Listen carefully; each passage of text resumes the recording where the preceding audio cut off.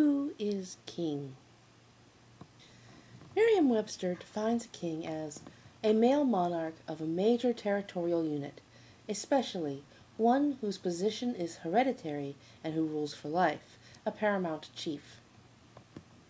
However, this simple definition overlooks several important facts of kingship. For one, a king is a position, not a person. And two, kingship is not just about the position of rule, but of power and authority. These subtleties of definition and understanding are important for understanding who a king is, how a king is depicted, and how power is and was understood, communicated, and manipulated through image.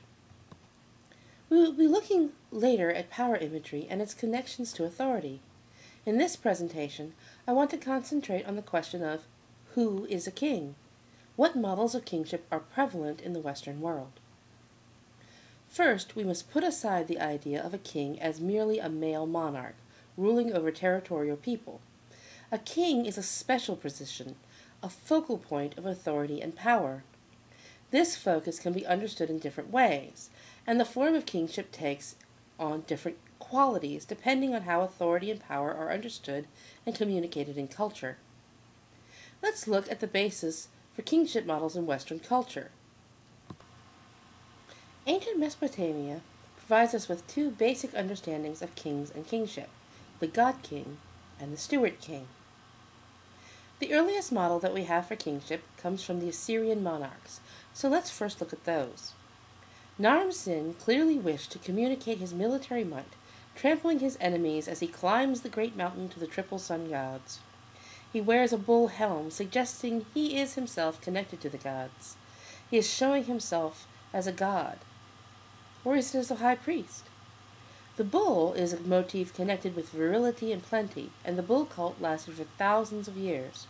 It may even stretch as far back as the Paleolithic era, where bulls dominated the paintings of Lascaux.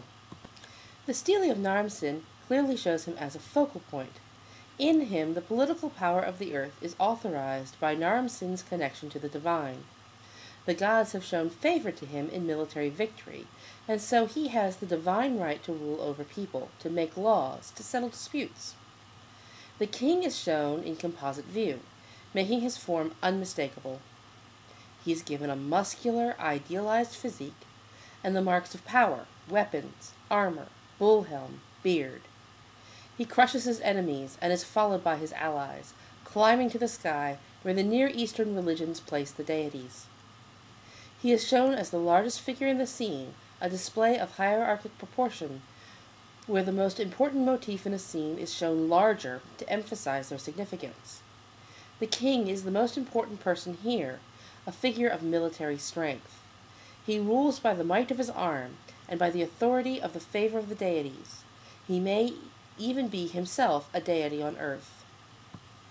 This is in contrast to the model presented on the stele of Hammurabi.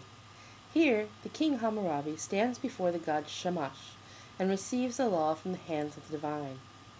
Here it is the god who is shown in hierarchic proportion. If he stood up from his 7 thrones, Shamash would tower over the king. Hammurabi is shown in a stance of respect, though he retains the idealized physique and marks of temporal authority, the helm or hat, a form particular to the Babylonians, the beard, maturity was equated with wisdom and strength, and his staff and ring. In Babylon, the king ruled as a direct proxy of the gods.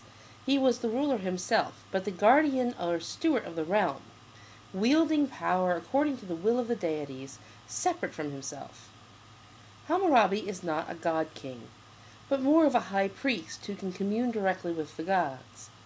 Thus, he is also a touch-point between heaven and earth, a mouthpiece that allowed the gods and their will to be present upon the earth. Both of these examples make one thing about ancient understanding of power and kings clear.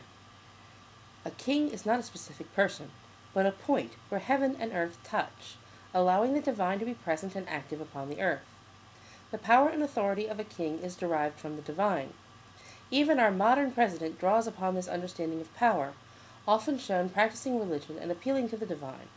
The role of the humans as a source of political power is something distinctly Western via humanism, an idea we will discuss in later presentations. This is our definition of a king, a touch point between heaven and earth, allowing heaven and the divine to act upon the earth.